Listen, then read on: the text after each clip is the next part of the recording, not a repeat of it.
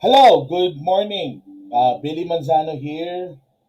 And nandito ako sa round ball, itong recording video na ito.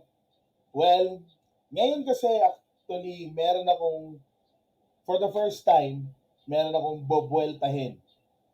At ibubuelta ko si Pau Salud about dito.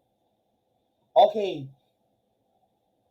kasi pinakita ni Pau sa lahat ng GC, lahat ng mga sabihin na natin parang post about doon sa conversation namin regarding sa talent fee. Pinakita niya. Okay? Na sinabi ko na humingi ako ng talent fee. Actually, ito yung sagot ko. Yes, humingi ako ng talent fee sa kanya every time na magigess ako sa show. Yun nga yung sinasabi na actually nung time na yun, tinanggal ako doon sa listahan na yun bilang guest sa podcast. Siyempre, ako yung talk of the town eh. Ako yung pinagsasabihan na ng talk of the town, ika nga. Pero, pero, ito lang yun eh. Nung pinakita sa akin kung magkano yung kanyang kinikita, hindi ko na tinuloy. Kasi, wala naman pala ako mapapakinabangan kung tutusin kasi sabi mo marami siyang subscriber. Wala naman pala ako mapapala. Well, alam mo, ito lang yan eh, Kuya Pao. Sabihin natin malaki ang pakinabang mo sa akin. Pakinabang ko sa'yo.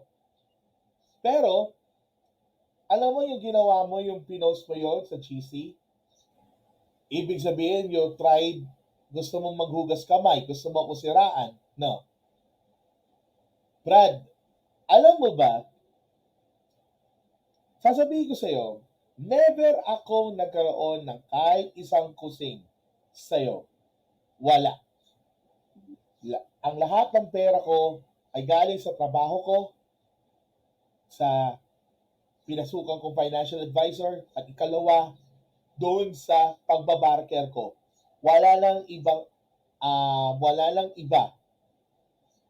Alam mo kung tutusin, ito, aaminin ko sa inyo, for the first time, kung nakikita niyo itong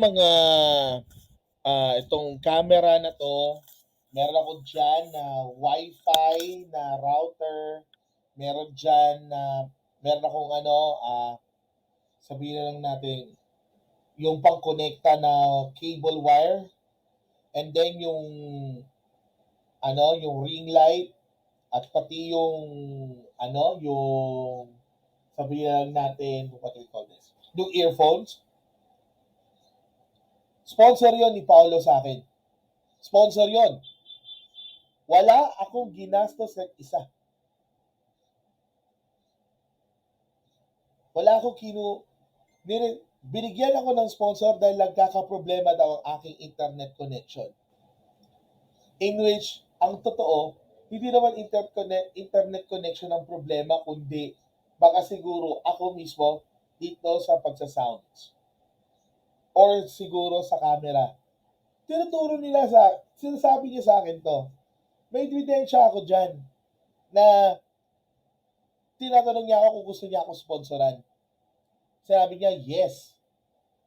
Alam mo, sa totoo lang,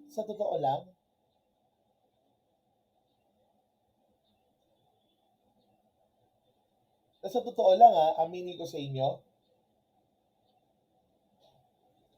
hindi ko lubusang maisip about do sa ginawa niyang sponsor. Para sa akin kasi blessing yun eh. Blessing na may taong tumutulong sa akin. Pero ngayon, ano gusto mo na palabasin, Paolo? Salud. Na, ano, na pinakita mo yung conversation para sira. Ba't mo, alam mo yung paninira mo, hindi uubra yan. Bakit? Kasi ako, totoong tao ako eh. Kung tutusin, the problem lang kasi, aminin ko sa'yo, Pao, kulang ang IQ mo sa lahat. Boxing man o basketball, kulang. Yun ang problema mo. Oo, kami ni Silver Voice. Alam mo, aminado ako dun ha. Si Silver Voice, kahit paano, medyo nabibilib din ako sa kanya, kung tutusin, dahil he speaks with emotions, alam niya yung sinasabi niya. At ako naman, at least dahil sa'yo, sino mag-aakalat?